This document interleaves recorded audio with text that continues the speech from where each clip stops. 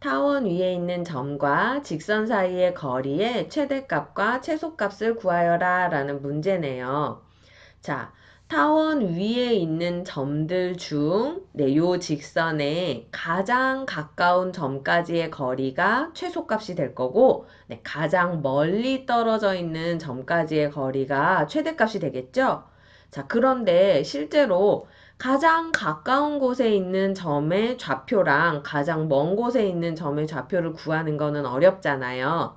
자, 그래서 이 문제는 어떻게 해결할 거냐면, 요 타원의 접선 중에서 요 직선과 평행한 접선을 찾을 거예요. 자, 그러면 지금 요 직선이 기울기가 1이니까 타원의 접선 중에 기울기가 1인 두 접선을 찾으면 되겠죠? 자, 그러면 하나는 여기 놓이고 다른 하나는 여기 놓이게 되겠는데 그러면 요 타원의 접선 중에 기울기가 1인 두 접선을 한번 그려볼게요. 그러면 하나는 요쪽에 놓이게 되겠죠? 하나는 이쪽에 놓이게 되고 다른 하나는 요쪽에 놓이게 될 거예요.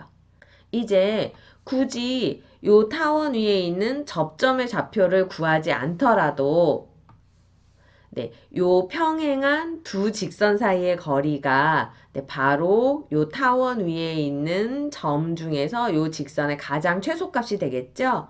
그리고 요 직선과 이 직선 사이의 거리가 가장 멀리 떨어져 있는 거리의 최대값이 될 거예요. 그렇게 평행한 두 직선 사이의 거리를 이용해서 타원 위에 있는 점과 직선 사이의 거리의 최대값과 최소값을 구해보도록 할게요. 자, 그럼 먼저 타원의 접선 중에 기울기가 1인 접선의 방정식부터 구해야겠네요. 자, 구해봅시다. y는 기울기가 1이니까 x 플러스 마이너스 루트 기울기 1이고 a는 a제곱은 7 더하기 b제곱은 2라서 기울기가 1인 접선의 방정식은 y는 x 플러스 마이너스 3 이렇게 되겠네요. 자, 요걸 나누어 쓰면 하나는 y는 x 플러스 3이 될 거고 하나는 y는 x 마이너스 3 이렇게 되겠네요. 자, 그럼 그래프상에서 볼 때 요 직선의 식이 y는 x 플러스 3이 될 거고 요거가 y는 x 마이너스 3이 되겠죠? 자, 그러면 요 평행한 두 직선 사이의 거리를 구해 봅시다.